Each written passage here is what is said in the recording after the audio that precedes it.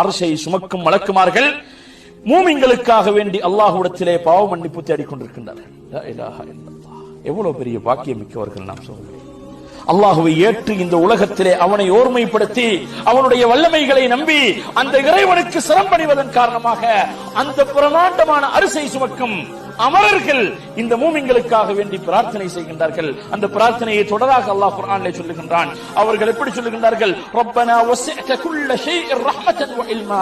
இறைவா, உன்னுடைய அறிவின் மூலமாக உன்னுடைய கருணையின் மூலமாக அனைத்து விடயங்களையும் நீ உள்ளடக்கி இருக்கின்றாய், அனைத்தையும் நீ மிகைத்து நிற்கின்றாய். ஃபக்ஃபிர் லில்லதீன தாபு வத்தபஉ சபீலக வகிஹிம் அஸாபல் ஜஹீம்.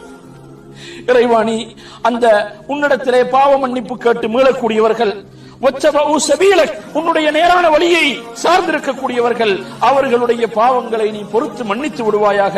வகிஹிம் அஸாபல் ஜஹீம். அந்த நரகத்துடைய வேதனையை விட்டும் அவர்களை பாதுகாத்து விடுவாயாக என்று அந்த மலக்குமார்கள் அல்லாஹ்விடத்திலே பிரார்த்தனை செய்து கொண்டிருக்கின்றனர்.